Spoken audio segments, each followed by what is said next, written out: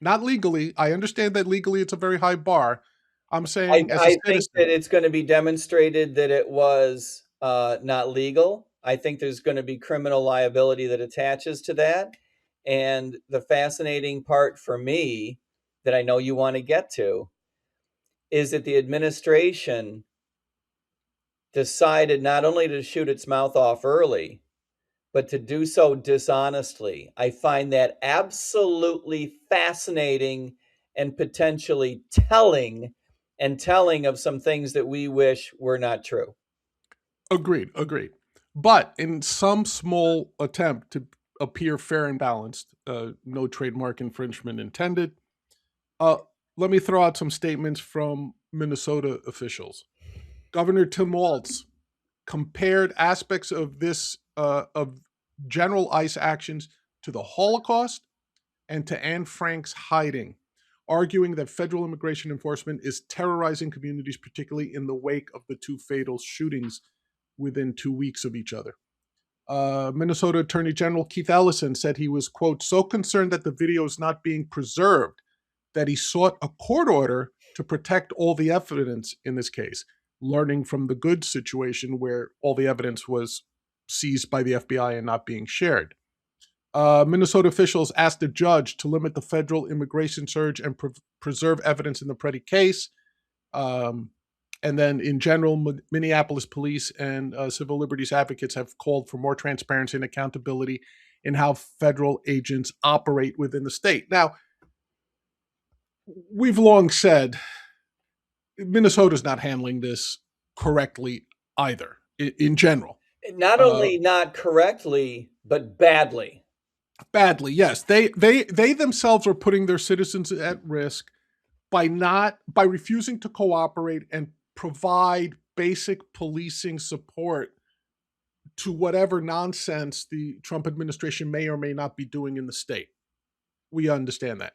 Specifically to this incident, though, how would you rate the public responses from the officials? F. Okay, And there was one quote that I'll throw on the heap that you didn't mention. sure.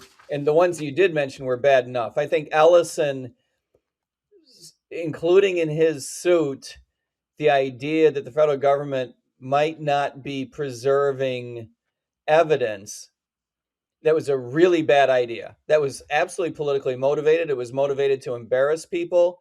It's already illegal to mess with evidence. You don't need an extra law. You don't need a court order, right? It's like a court order that says drive on the right hand side of the street.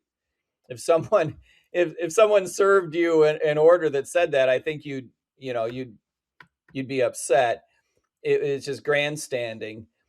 And Walz comparing this to the Holocaust, s'il vous plaît. I mean, really, really profoundly bad. And not just bad because it's dopey. I mean, Right, Tim Walz does dopey things, before he gets to breakfast. right, The reason it's so bad is because it amps up the protesters. correct.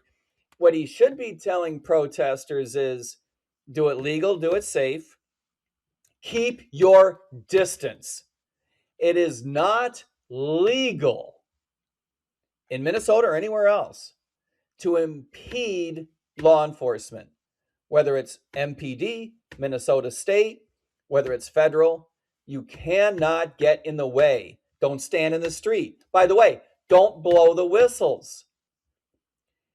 The reason you're blowing, people blowing the whistles, they think we are stupid. They think they're doing it because it draws attention and they like to be annoying. They know full well, and everyone who's had a whistle blown in their face knows full well, it's hard to go about your business with that whistle going off in your ear. Right. That's not legal. You do not have a legal right to impede a law enforcement officer or parenthetically anybody else. You're not allowed to walk up to someone on the street and blow a whistle in their face incessantly for 10 minutes so that they're incapacitated. That's not legal. And in doing so in front of a law enforcement officer is not legal either. This is what Walz should be telling people. And he should be backing that up by sending the state police to help with crowd control, but he has decided not to. So, him saying this is a very dangerous situation is true, but it's completely hypocritical in the sense that he is deciding not to do the things that he could decide to do to make it safer. And the same thing with Mayor Fry. What's his last name? I think it's right, but I know who you're talking about. He's the Yeah, guy who yeah. The, initially, the mayor yeah, who just wants to grandstand and keep MPD from helping out now is really stupid. In fairness, Christy Nome and Bovino are not asking for help either, as they should be. Nome and Bovino should be officially requesting state police and MPD to help with crowd control. Clearly, ICE is bad at it, lethally bad at it, unsafely bad at it. But I want to throw on one more quote there. Walz said this phrase, and again, it was one of those neck snappers for me. Pick a side. Pick a side. Have you not been in the United States the past decade? Like, you do right. not know what's going on. We do not have enough people already picking sides. We do not have polarized politics enough in this country already without you saying, pick a side. What? So now you want the citizens of Minnesota to pick between bad law enforcement, right? Right. Or what Bad he, protest. bad protest. And what he's saying is me. Yeah. Choose me, who Right. refuses to send state police, who refuses to tell protesters to be safe, who refuses for MPD to go out there and help, who insists on embarrassing the federal government. They've done enough dumb things. That's easy, Right. right? Pick a side. That's really the message you want to give. How about everyone settle down and be safe? Pick a side. I thought pick a side was arguably in the top 5 things you would say if you wanted this situation to get worse.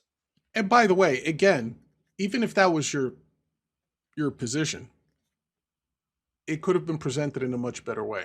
Of course. Right? You could have said something along the lines of, "It's time to demand justice. It's time to." Start writing letters, start making phone calls. Let's go Exactly. protest outside of ICE headquarters. Let's get on a bus and go protest uh, the Capitol building, the White House, Kristi Noem's office. There are things that we can do other than blowing whistles in the middle of the street. And to your point, I think this was your point. At the very least, provide crowd control. I mean, locally, even if those cops, those resources were not directly aiding in the actual ICE enforcement for whatever reason, if that's the way you chose to go, at least provide them the way you would at a parade route. Set up the barricades, put the cops there every 20 feet. Like, hey, Orange cones, orange cones. Blow your whistles from police behind state. there. Yeah, blow your whistles from behind there.